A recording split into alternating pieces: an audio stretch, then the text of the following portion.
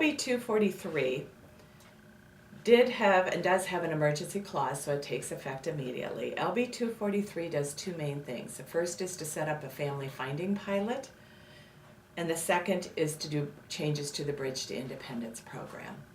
First, with regards to the family finding pilot, the object and goal of this pilot is to create a pilot project for the process of locating and engaging family members in the life of a child who's a ward of the state or is in the Bridge to Independence program. The purpose of this pilot is to look for and find at the beginning of a case some type of lifelong network of support for this child. Family finding is a process of engagement, searching, preparation, planning, decision-making, lifetime network creation. It must be stated at each and every court hearing as to what it is and how it is the Department of Health and Human Services are doing this. The pilot is to begin in 2 service areas, and it is to be done by private providers that the department will contract with. There's also a requirement under the family finding pilot that there will be an evaluation to determine the effectiveness of this program.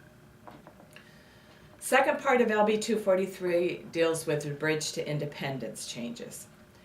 First thing that LB243 does is there is a requirement now that the last court hearing before jurisdiction is terminated for a child who is 16 years of age or older is now called the Independence hearing. This hearing must address the child's future goals and plans and access to services and supports for the transition from foster care to adulthood. At this hearing, the Independence Coordinator on the Bridge to Independence program must attend, and the court must advise the youth about the Bridge to Independence program and the rights involved in that program. The other thing that LB243 does with regards to the Bridge to Independence program is that it now includes youth that are under tribal law. So if a youth is a tribal ward, they are eligible for the Bridge to Independence program if they age out under tribal law. The third thing that LB243 does is that it also now includes youth where a kinship guardianship or adoption assistance agreement was in effect when the youth had attained 16 years of age or older.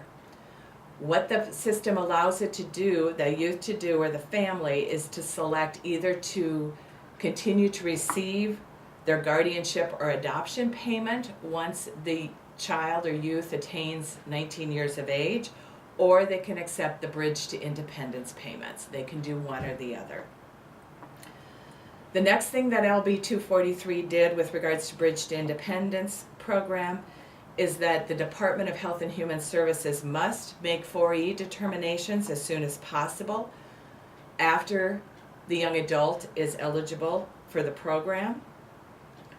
Also, the Department of Health and Human Services must have voluntary services and a support agreement signed and the petition filed with the court upon the youth's 19th birthday.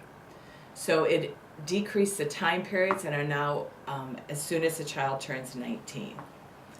Last thing that LB243 did that does directly impact the Foster Care Review Office is that it states that all pleadings, files, documents, and reports shall be confidential and not available to the public unless a young adult provides a written waiver.